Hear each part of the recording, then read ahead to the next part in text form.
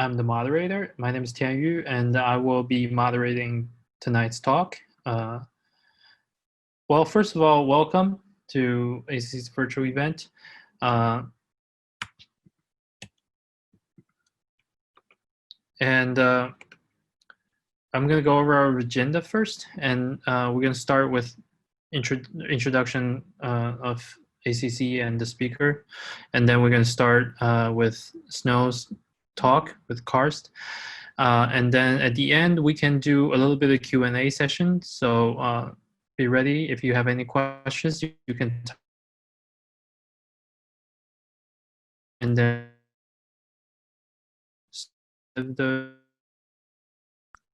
try to maintain an hour. I know it's Friday, so I know you all get out and do about your own stuff, so keep it an hour. And I want to talk a little bit about ACC. For those of you who don't know us, ACC Asian Creative Collective is founded by a group of passionate Asian heritage creatives in New York City. Our mission is to empower and celebrate Asian talents by showcasing their meaningful stories and facilitating collaborations with our incredible creative communities. And for over the past 18 months, we're still a young organization, but over the past 18 months, we have over 900 attendees at our events, whether it's virtual or physical events. We have more than 1,800 people interested in joining our monthly event so far. These are the people who are constantly following us on Facebook, Instagram, and other social media platforms. And previously, we have had 13 offline physical events before the pandemic in 8 different venues. We had more than 50 speakers in those events. And since the pandemic, we have had 10 online events over 3 different continents. We have speakers from Asia, from here in the United States, and also in Europe. And I want to especially thank to our amazing ACC team. These are the people who kept the work going, and then we've been organizing all the operations and events, as well as connecting creatives and encouraging opportunities for learning and collaborations within within our Asian creative community. We've been also working on many projects. It will be coming out soon, I believe. And I want to do a brief introduction about myself. For those who is not familiar with me, again, my name is Tianyu. I'm an artist, designer, creative entrepreneur based in New York City.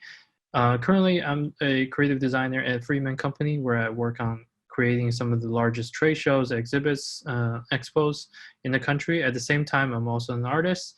I have had solo exhibitions, participated in group exhibitions in different venues, galleries, and institutions. Last year, I created Pixinity, which is an experiential art exhibition that includes 11 plus individual installations. ACC has also held 2 events there. That's where I met everyone. You know, Susanna, Shandy, and Momo. It's been an amazing experience since that, and so I joined ACC. Currently, I'm helping running the programs, the talks, and leading on some of the ACC projects. And next, I want to introduce our speaker tonight, Snow. Snow Yunxue Fu is a Chinese-born, New York-based new media artist, curator, and assistant. She's also the assistant professor at NYU's Tisch School of the Arts in the Department of Photography and Imaging. Her artwork has been shown internationally in solo art shows, group shows, screenings, and festivals, including New York Gallery of Chinese Art, Venice Architectural Biennale, Pioneer Works here in New York, NADA Art Fair, and many more. Her work has been collected by the current Museum of Art in New York. Her work also being reviewed and interviewed in the New York Times, the Boston Globe, St. Louis Magazine Art Review, Guangzhou Today's Focus in China. She has been teaching in NYU. Also, she has been teaching at the School of Art Institute in Chicago. That's where she graduated to. So I'm really excited to hear her talk about her work and her life experience. And please also follow us and support our community. We are on Facebook, Instagram, currently just opened YouTube a few months ago. Also follow us on Eventbrite to hear about a recent, most updated event. And finally, let's Snow talk. All right. Thank you, Tianyu, for the introduction. Of course, of course. Shall I go ahead and share my screen? Yeah, share your screen. Okay. Everybody can see? Yeah, I'll put the full screen on. The computer is taking a little to respond. Here we go. You guys can see my full screen right now, right? Yes, I can see it. Okay, great, awesome. Well, since Tianyu already did a lovely job of introducing me and my bio, so I probably wouldn't spend that much more time on it, but I will kind of just start by saying, well, thank you very much for being here, everybody, and also thank you so much for ACC organizing this event, Tianyu inviting me. I know Tianyu for actually quite a few years, both in New York and actually back in Chicago days, and so it's just really nice to have a fellow, artists and creatives as friends, and kind of, just support each other in different projects. And really cool to see what ACC is doing and meeting everybody here, all the people in the team, and everybody here who's in the audience.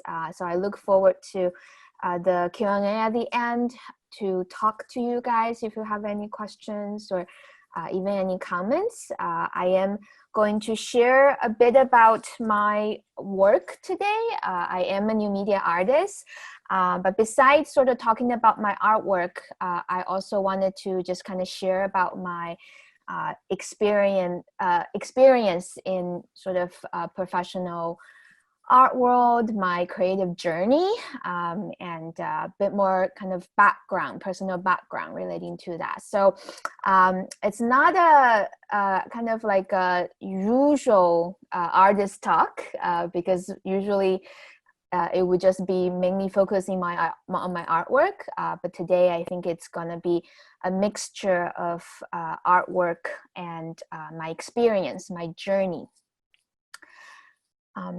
So I am first of all a new media artist, and also a professor teaching new media art. So I do what I teach and I teach what I do. They're pretty important components in my professional life and personal life. And besides that, I do a bit of a curating, and you will see kind of examples where I sort of put that into my exhibition showing or into my teaching practice, because although I love them all, there's only limited time to do them, and want to do them well. But you will kind of see that all of them sort of does work together, and I was fortunate that to find them sort of informing each other and helping each other. So the image you're seeing right now is a fairly recent show, about I guess half year ago now, that I had in New York, in Manhattan, Chinatown, actually, where it was in a alternative space, one that's called Multi-Space NYC, I was invited to do a solo show that occupied a whole 2,000 square foot space that was formerly a mall. And moreover, there was actually 2 other floors in the mall as well. So I curated 2 other artists alongside with my own solo show. So the 3 of us, kind of had the solo show together. And that was actually all right before pandemic hits New York. And so my show was originally going to be up for 2 months, started in March, but then only after 2 weeks, I had to close the physical space, but fortunately had a wonderful opening, and then we were able to do some virtual events thereafter. And that kind of leads me to also talk a little bit about the nature of my work. I do a lot of new media artwork, so they're born digital, and that's kind of the most recent sort of 10 plus years focus. So before I had painting background, I had sculpture and photography background. So once I got into new media, specifically 3D, I was able to kind of combine a lot of the more traditional media together. So I, besides sort of teaching and showing my work, I also give different lectures. So I'm glad that I'm able to still do it even after pandemic, right? We can't really physically gather together, but we can gather in this form. So thanks again for having me, and just sort of for old time's sake, imagining sort of us being in the same room, right? As more of I think this is one of the Chicago artist talk that I did, which was also towards a very creative driven community. And so I'm happy to be able to do that now in New York too. So before I talk more about my current artwork, I did want to kind of briefly mention my background in art actually came from my family. So this slide is dedicated to my parents, who are in the top 2 images here. And they are both in China, and that's where I'm from, the southwest part of China, Guizhou, Guiyang. And ever since I was little, they ran a private children's art school called the Xinxin Children's Art School, Stars Children's Art School. And that was the environment that I grew up in. So my parents run their school every weekend, with sometimes the most student I think they had for their school was more than 1,000. So and then during the week, my mom worked in cultural institution in China, and then my dad is a professor teaching literature and education. So besides my parents' influences, my grandfather actually was also a prominent painter and sculptor. My grandmother was an illustrator and printmaker, and so I have to say it is in my blood, even though at one point I sort of tried to run from it. And just to sort of really make this talk special, I don't usually show this. So you guys are, I don't know, maybe in for a treat, my little snow picture. So because of what my parents do, over the summer when I was growing up, I always go with them to their exhibition. So even though as a children's art school, their children's artwork was actually quite notable, and some of the student artwork was also showing in museums in China, like Shanghai Museum, or Beijing Art Museum, National Art Museum of China, or Shenzhen Art Museum. So, every summer I sort of just travel with them, and then they usually bring their student. I'm one of their students too, and sometimes we'll do like painting performance. So I, started this whole art thing pretty pretty young. On the right is a painting that I did when I was 3. So here you go. This was probably one of the more important childhood painting that I would share because this was one that was collected by the National Art Gallery in China, National Art Museum in China, 中国美术馆, and it's still to this day one of the youngest artists being collected by the museum.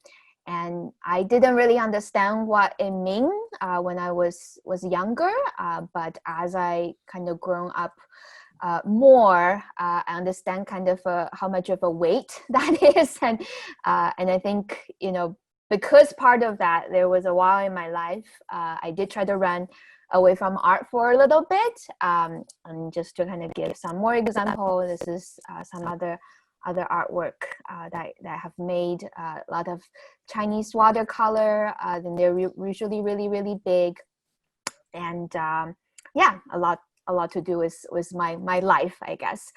And that's all the children's the childhood artwork I will show. And jumping a bit till now, talk a little bit about, I guess, where I am now. So as a NYU Tisch faculty, I live pretty close on campus. So I'm here talking to you all from very close to Washington Square Park. And I'm with my husband here. He's actually also in art administration. He's pursuing his degree right now at NYU. In education and art administration, and so together we have a little dog as well. And nowadays, amongst the two of us, there's a lot of Zoom meeting happening every week. And the image on the right is an image we had when we were in my Chinatown show back in March. So he's been a great supporter, and you know, for my practice too. And sometimes physical labor because of my installations, and so I've been very grateful. I have to say that I'm able to do a lot of things that I do because of him. So I wanted to dedicate this slide to him as well. And sort of a bigger, I guess, title. I am a art faculty, right? I teach new media art. I teach new media art kind of in the post-photographic 3D imaging sort of track. So that's what I was hired into Tisch to do, NYU Tisch to do.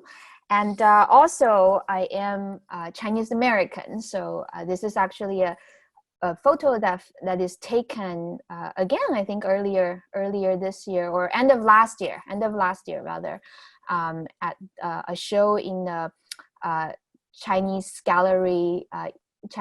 art gallery in New York, with the collective, with the group of Chinese art faculty, right? So so it's kind of just really been lovely to connect with them, and as one of the younger professor joining in the team, it's just a lot to learn, and just lovely to have creative communities and can relate to, right? And also being Chinese, being Asian, and that is with ACC as well.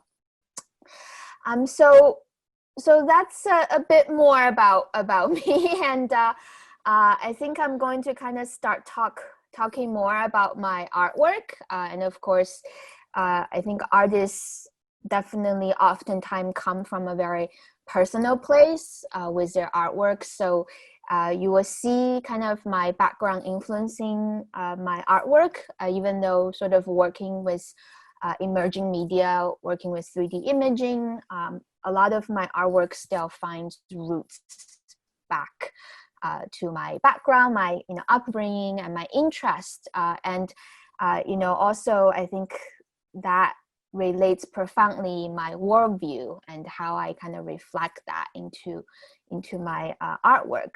So like the name of the lecture, the artwork that I want to mainly focus on is called KARST. So you're looking at a still image from this VR project.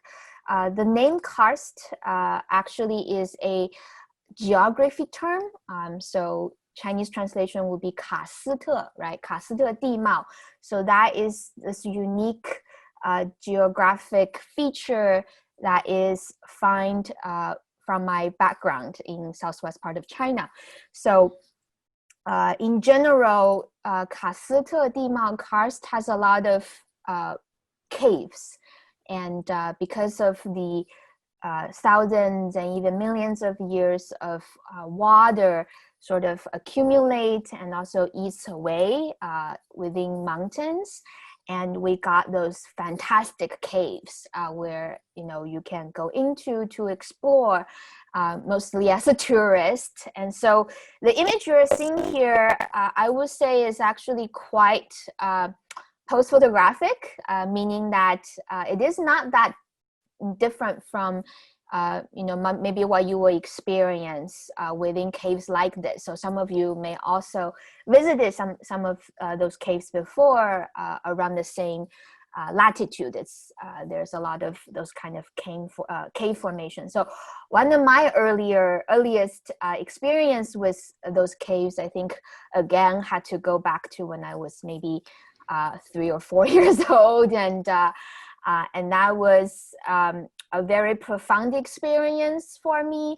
I think, you know, as a very little person, the cave seemed even more, you know, even sort of more daunting. And the colors that you are seeing here is actually reflective of the way that light are being put within caves like this, right? So in order for people to be able to see the rocks, so they put very colorful lights, a lot like kind of theater display, right? Theater lights.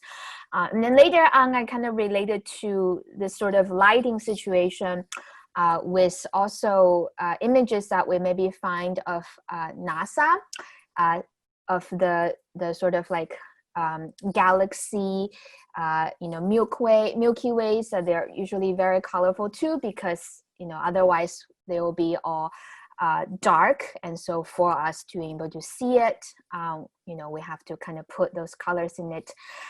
So those experience and concept works very closely to what my, you know, current research is, kind of my the main theme of my practice, which is the techno sublime. And then term sublime, of course, came from you know, painting traditions, starting with, you know, Caspar David Friedrich or Turner, this idea of one person confronting nature, right? Whether it's on the top of a mountain, whether it's first time seeing the ocean, it is really an encounter of one's own mortality too, realizing that I'm so much smaller, right, than my sort of usual self-centered world, and this nature has existed long before me and will exist long after me. And that cave like this, it's very easy to get lost in it and trapped, or get, you know, hit by a rock and die. And that was my experience. I think I was extremely afraid by the cave, but I was also very fascinated by it. And later on, of course, after learning more about art history, I understood that that was one of my first subliminal experience. So I will maybe play just a little VR screen capture of the piece, so that you all can kind of get a sense of the piece about it.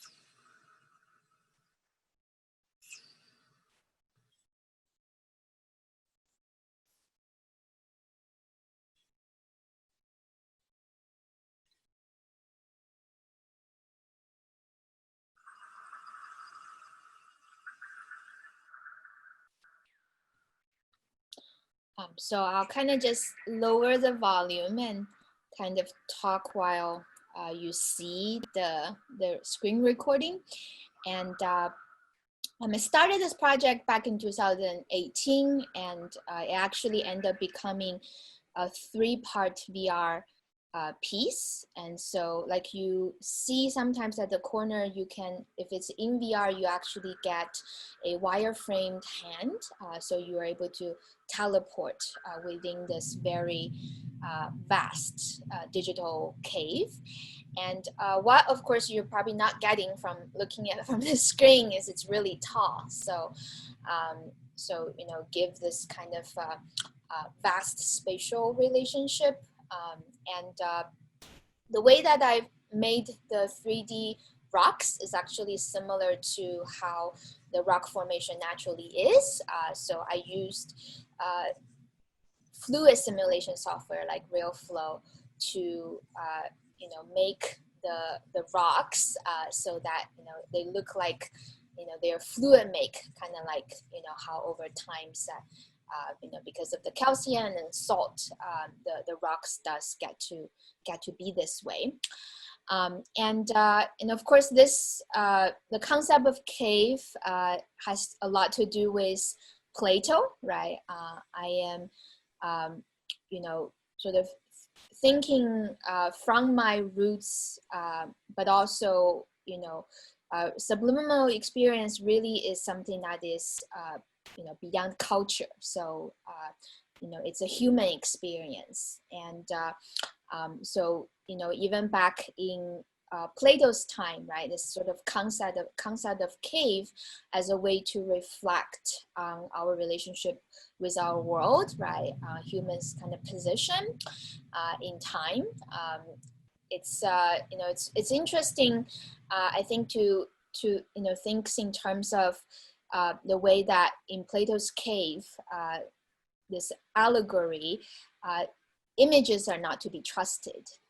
You know, the just to kind of summarize a bit of what Plato's cave allegory is, right, is that he's proposing the way people interacting with reality are kind of like people who are tied down inside of a cave.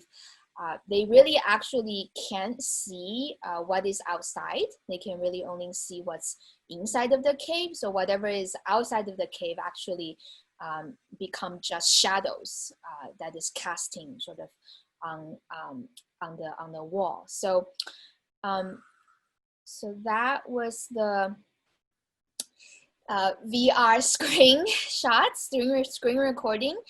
And so the way that I, of course, exhibit the work has to do with, you know, you being in this 360 goggle, right? So in a way, sort of without physically being in the cave, you are in the cave.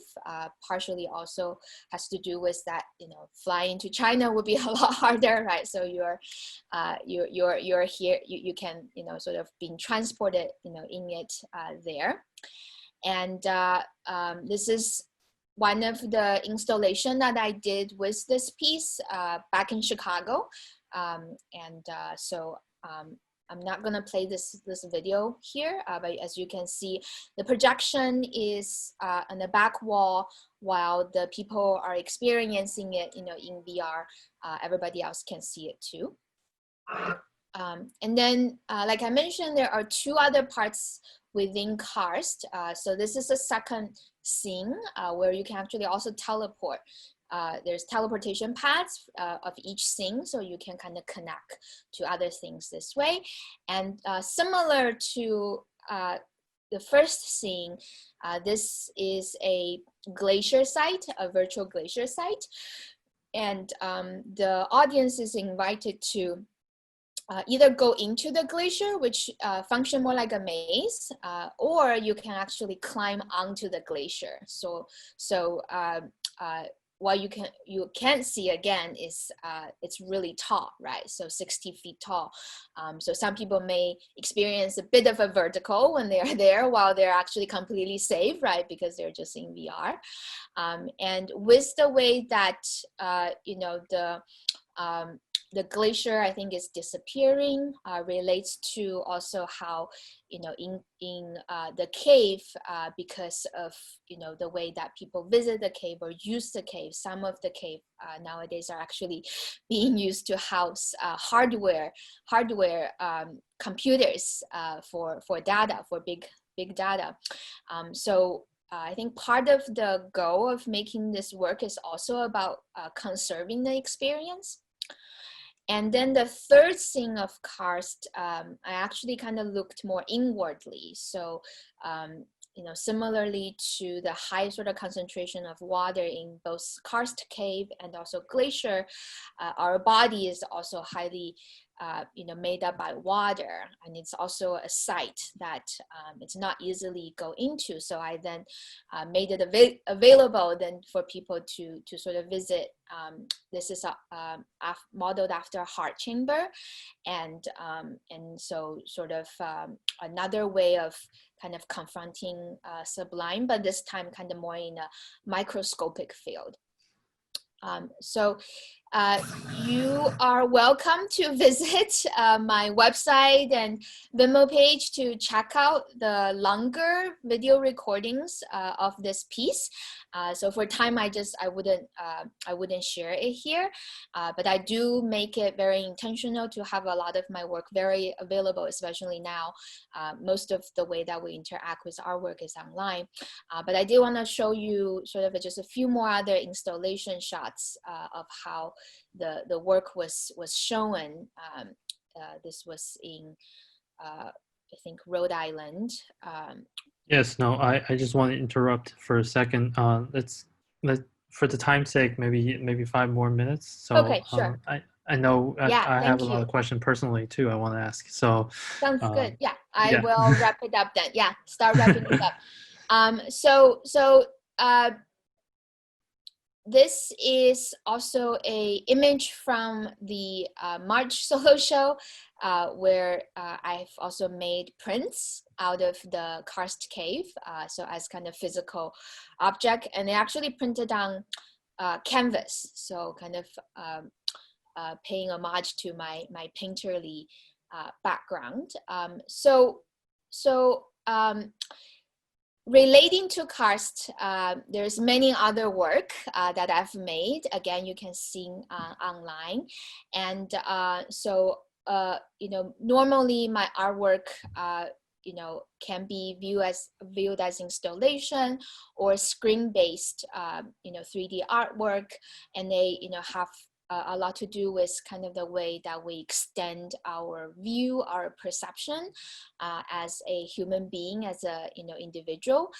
So I'm kind of just showing a few more sort of images of other artworks, and as it's kind of installed.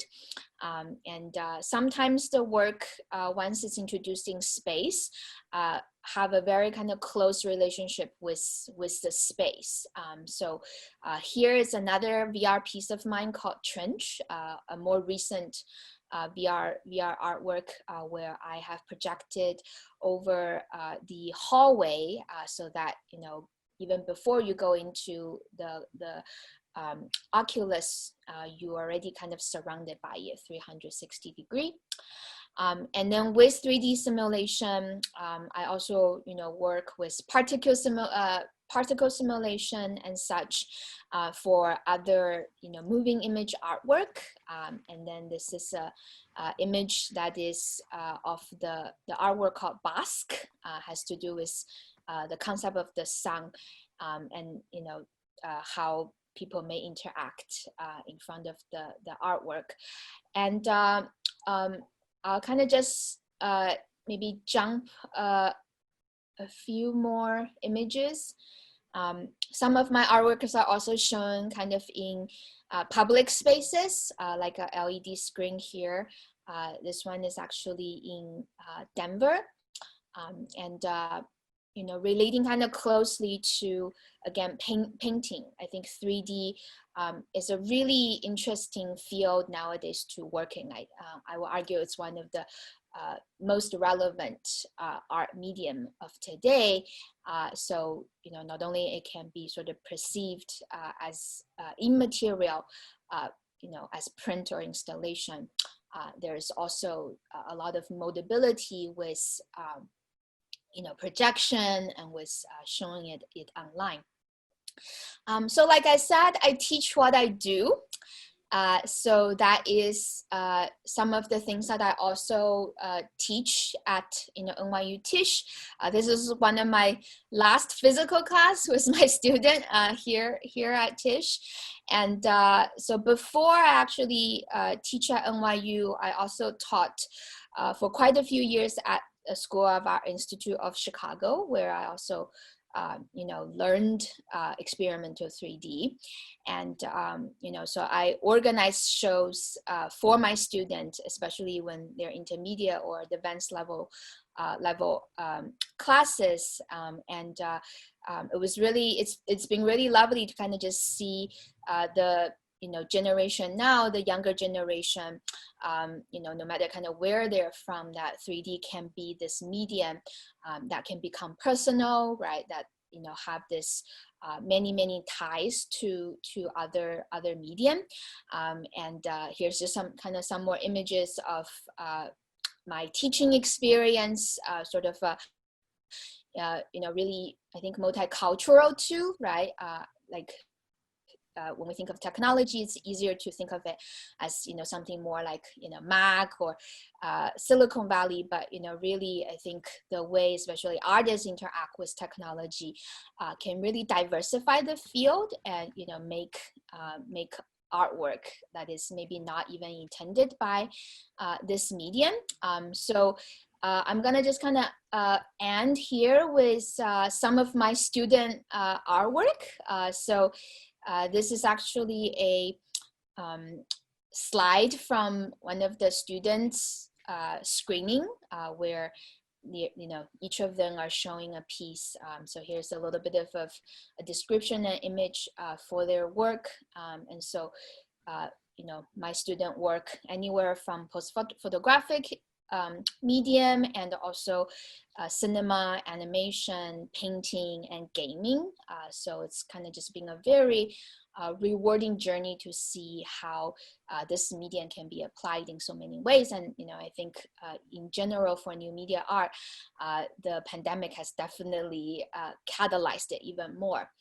So this is a recent show that I have curated some of my students' artwork in. So both kind of in terms of virtual showing and also showing LED screen here. So this is one of my second to the last slide. This was just up in Denver of student artwork from the China Academy of Art, where I taught a class this past summer. So it's lovely to kind of see the student work on LED screen in the downtown Denver. So I think I'm gonna pause here because if we do want to have some time for question and discussion, but I will just say that feel free to check out more of my artwork. Here are some links. My website is snowyunxuefu.com or Instagram, Snow Yunxue Fu, or Facebook and such.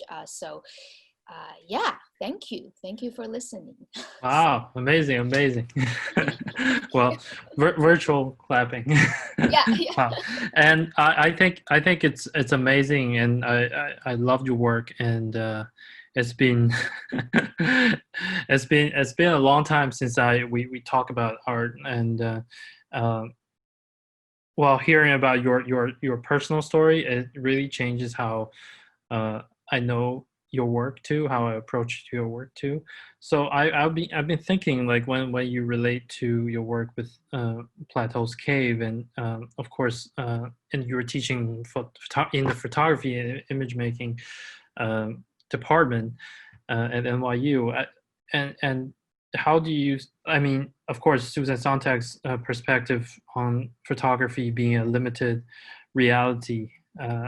And then it's only showing pieces of reality. But how do you see the difference of image making using the digital stimulation, such as 3D softwares, and how do you see the relationship between your image with the physical space? Yeah, thank you for bringing up that reference. A very art history perspective Of course. question to start with, right? Of course. I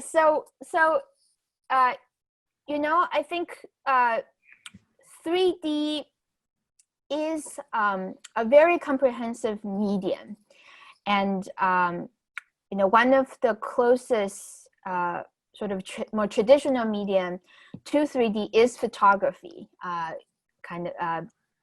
you can see that 3D is so capable of portraying a realistic world, right? Very similar to kind of how the Renaissance painting were, right? With linear perspective and so on and so forth. But I think why it is also post photo, right? I mean, 3D as its own medium too. It goes beyond photography. So I highly recommend, if you are interested in 3D as a medium, to watch the video essay by Alan Warburton called Goodbye Uncanny Valley. So kind of talk about how, the recent, especially decades, 3D has becoming more accessible, to individual artists or small group of people versus kind of big budget productions, right? As we see in kind of Hollywood film or, Pixar animations. So then artists are able to kind of use it to, not to just serve a certain kind of purpose. They can, start to maybe even make digital painting and, sculpture, and all of that. So I think in a way 3D is also more related to painting, because it is this sort of empty space where you start with, where everything that needs to be virtually photographed, what we call render, right, in 3D, has to be also created by the artists themselves. So the artist has more control, right, in the sense of what to put in, and also sort of the consideration of aesthetic, and therefore the world, the reality that they're trying to reflect or create new ones. So that's, I think, why it is such an interesting medium to work in for so many people. Yeah. Of course. It's a new. I feel it's always a new way to. New tool maybe for artists to explore new ways of to define art and how it brings new experience to or art experience to the audience, and how and amazing how you combine art making and teaching. At the end you even show your students work. Such a great teacher. Thank you. It's amazing that you showcase your students' work too. So how do you relate art making process or as versus teaching process? Do you see there is similarity? Do you see the two kind of connected together? Do you learn from your teaching experience? Do you like how do you see that? Yeah. Actually, what your question here, I would say all of the above, right? So because as artists, even though I might be working on my own personal project or have a small team, but no artists really kind of live on an island. So besides kind of my community who even nowadays I still interact online with virtual showings and hangouts, sort of like having the younger group, always some people that I teach, where I kind of have to explain this medium, right, to them every year, or or extend this medium when we go into kind of more intermediate and advanced level classes. It helps me to learn more, right? And this is a field that every year we need updating. Software itself updates, so we have to kind of follow up with that. So teaching helped me to do that, but then at the same time, the conversation stays very fresh with the younger and younger generation, right? I really think of them as more and more digital native. Even the little kid nowadays, they barely can talk, but they can poke at images on their iPad, on their parents' iPad, and usually those are 3D images, and so they have, I think, a more intuitive understanding of what 3D images are, and therefore when they express with it, there's just more of an insight. So I'm learning from my student, every day. I think as much as maybe they learn from me, and then seeing their artwork, and each. I set up my show in such a way where, especially in more advanced classes, they can make very self-driven work. So they might actually get into both conceptually and technically, areas that I'm not, necessarily as familiar with, right? So it is this kind of community that help all of us to learn, right? And of course, as a more experienced artist, I share with them my resources, I share with them my research methods, I share with them my way of approaching this medium, and but then it's really kind of more two-way than one-way teaching. Yeah, that's amazing. That's amazing. I mean, it does, like, as you mentioned, this field, the technology keep evolving every day, right? It's different this year than last year, and like I have to constantly learning myself to get better, to improve. Unlike painting, like painting feels like it's been like that for years. Yeah, I have another question in the group that I'm gonna ask. So it's gonna be a really realistic question. Like, she asked, how do you balance being a new media artist and also get to do amazing work, but also bring income? Good question. It's I mean, it's it's serious question, and I didn't mention too much here, but actually in my teaching, I try to be realistic with my students too. So being creative, and especially with making project, is more self-driven. Usually mean there's probably less commission, although there have also been projects where they understood the kind of work that I make, and then they approach me, right, for artwork making, and I do get so some of the income does come from projects, and with new media, there is more and more of that. For example, this is one of my commission piece where not only I made the moving image part, I was also brought in to make the installation itself. So some of the work gets collected, and some of the different panels could also have like lecture fees and such.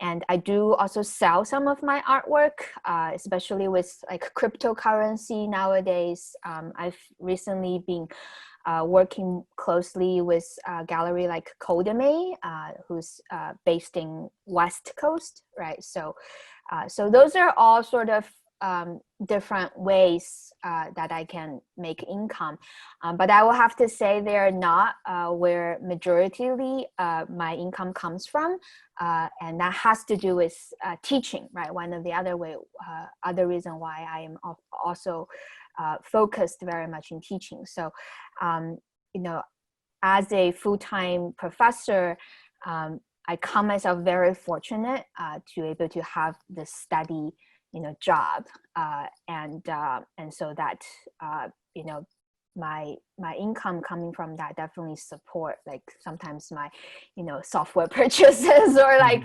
computer updates and such, and it was a lot harder when I was a part-time teacher, right? So I also started, like I said, after getting my MFA from School of the Art Institute of Chicago, SAC, 2014. I part-time for quite a while, so I was picking up classes not only from SIC, but also, University of Illinois in Chicago, North Central, right? Like LR University Online and all that. So teaching is sort of helpful for me, I think in that. And, sometimes I give workshops too, and that supports teaching is my practice as well. Yeah. Of course, I can imagine. Mm-hmm.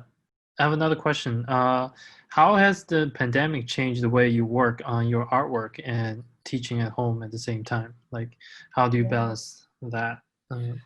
Yeah, it's certainly a lot of screen time. So it was a lot of screen time before. It's even more screen time now.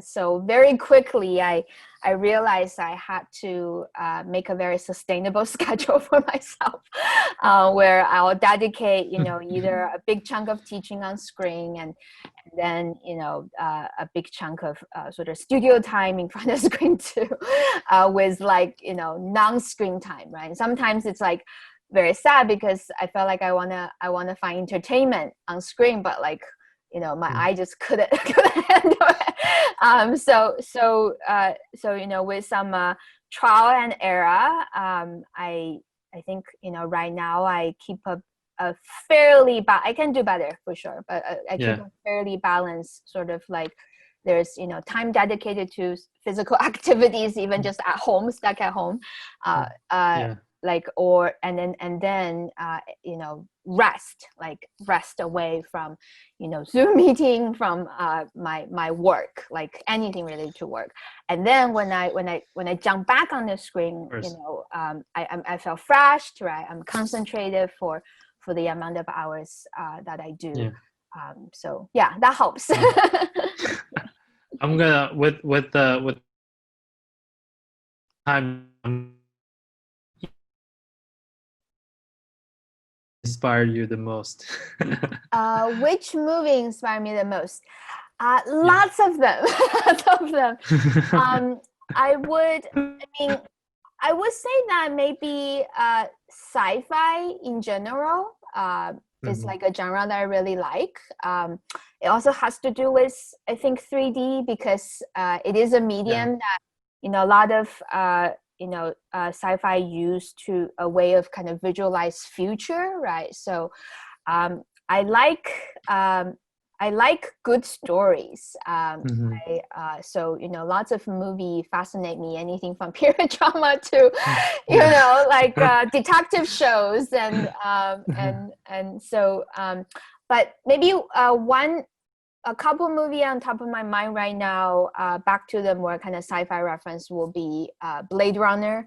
I love both the more recent one and also the original one, and also I guess 2001 Space Odyssey, which was actually not done in 3D, but nevertheless still very, very outstanding in its visual and I think philosophic discussions. Really great movies. I enjoy those movies too. I mean, just so everyone know, like an artist that creates a lot of interesting work is also like everyone else. Very Watch the normal. same type of movies. Yes, very normal. I if I'm really honest, I've also been watching a bit more Chinese period drama.